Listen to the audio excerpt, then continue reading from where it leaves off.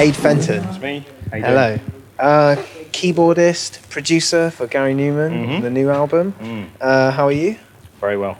Yeah. Tired after a long tour, but Yeah. It's the second to last second gig. to last show. Yeah, Brighton Dome. Yeah. Okay. So how's it been so far? How's Fantastic. the feedback been? It's been amazing for the album and for the live shows. Really, I just read a review from the London show, and it was amazing. Top 20 album, first time since '83, I think, for Gary. So, you know, just been a little bit humbling, to be honest. You know, it's just been fantastic. Yeah, I mean, people like Bob Clearman and giving you compliments and stuff. You know, it's mental. Ridiculous. Brilliant. So, how did you get involved with Gary? Just a long time ago now. I've known him for about 15 years, something like that. We were friends a long time ago, and I mean, my sort of background is techno, making techno records, DJing, and all the rest of it. And we just became friends through another friend, and then I've always been into the sort of industrial electronic side of music anyway. So we just started to swap ideas, and then after that happened, we just discovered that we had the same taste in music, really, and then it just kind of blossomed from there, and we've just been working together ever since. So, how does the writing recording process go? Is it all in the studio? Or? Gary, I mean, obviously with Gary living in Los Angeles now, it's kind of changed somewhat for the last album. You know, half of it was written in the UK, half of it was written in Los Angeles. So we transfer an awful lot, and we swap files. Gary writes the songs, sketches all the melodies out, sends me a reasonably sort of finished demo, and then I just take it in a direction that he wants me to take it, and we just get back together on a regular occasion. And I spent some time in the studio in LA. He spent some time in my studio, and it's just finessing all the time. But he's quite kind actually. He will let me go off in a direction he's not quite sure about sometimes. Occasionally it works, occasionally it doesn't work. But it's a really cool way of working actually.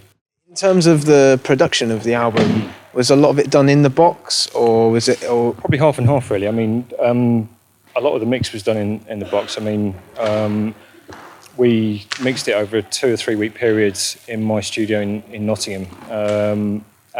Most of it, I would say, was done in the box, using a little bit of outboard compression, but not an awful lot. I used a couple of even-side clipsers as well for a lot of outboard effects. But in terms of the main bulk of the mixing was all done using waves, really. Yeah, I mean, that's kind of the bulk of it. Absolutely rinsing just about every, all parts of the Waves Mercury package, really. So should we go and have a look at your keyboard? It's okay. Sure. Setup? Yeah, follow me.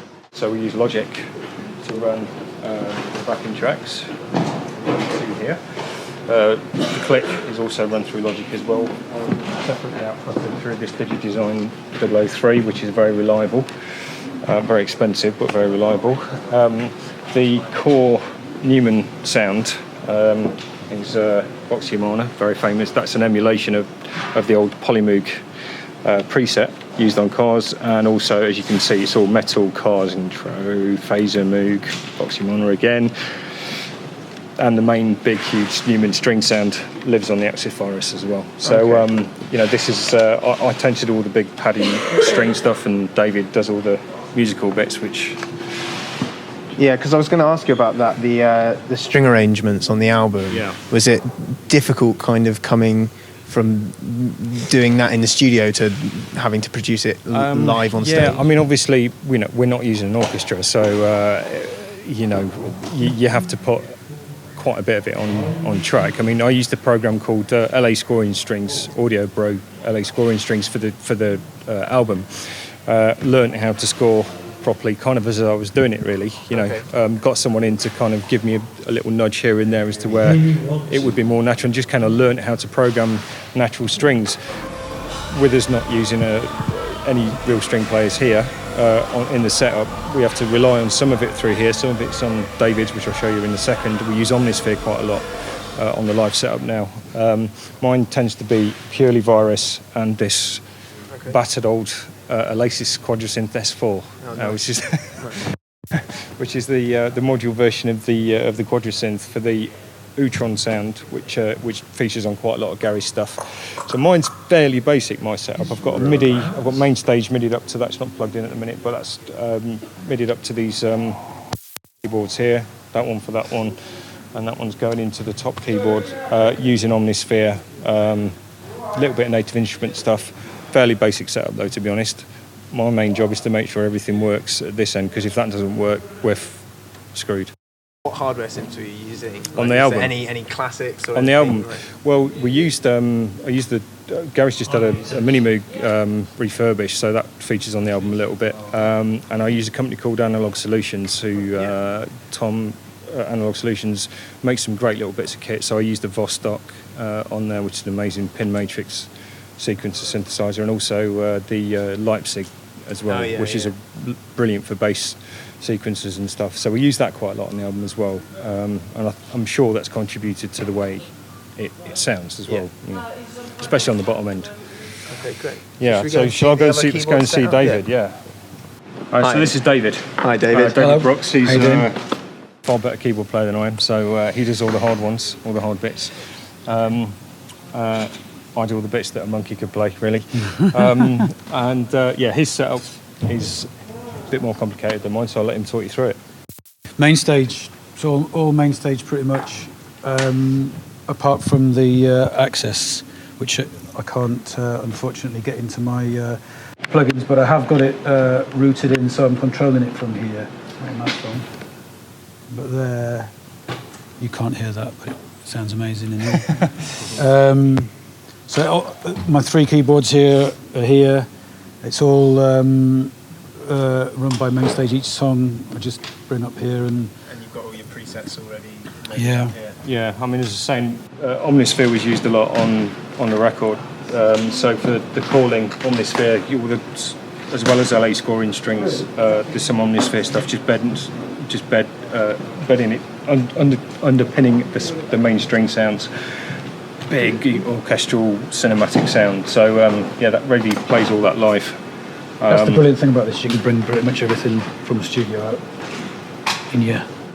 Yeah, we just supported Nine Inch Nails in Florida, and me and David were talking about, because Alessandro uses this vast laboratory of sounds, so it kind of makes you want to bring your entire studio on tour. Does he have a modular on stage? He does have modular, yeah. He's got quite a few bits on stage. So it kind of makes you want to have all that stuff. But then the actual practicalities of it, when you're working on a smaller budget and in smaller venues, it's not that practical, really. So the lovely old Quadra synth just uses a MIDI keyboard in this particular case. See all Gary's notes here for the lyrics, and of course the Axis Virus. So the Axis Virus is used a lot for Scream. The calling on the album. He plays it on Cars. He plays it on My Last Day, another track from the album. So it's again the Axis Virus doing everything that it needs to do. Okay. It just, we use 4 or 5 of these now, I think. So they really are the basis of all of the classic Numan sounds, because we don't want to bring the Minimoogs or a Polymoog out on the road. I guess you'll be playing some of the classics tonight. So how did you approach kind of playing them in this setup? Well, to be honest, we've been playing them for so long, and we with the virus emulations of the old Moog synths being so accurate, really, it's actually quite easy. We use very little backing track on the old stuff. I mean, even the main bass line on Metal, for example. I mean, you'd be hard pushed to tell the difference between the two. So it's very, very, very simple, actually. It still sounds quite powerful. So what's next? Are you working on anything else with Gary? Yeah, as soon as we finish this tour, we're back in the studio. We're working on a film score for an animated film called From Inside. Okay. It's a real dark, it's not Tom and Jerry. It's a really twisted. It's basically about a baby in the Holocaust that it's really twisted. So I can't imagine why they thought to ask us to do the music. I suppose the album is quite cinematic in places, especially with the string arrangement. It's an area that we're kind of really keen to get into. You can hear all the drum trigger samples there, by the way. Yeah, it's good.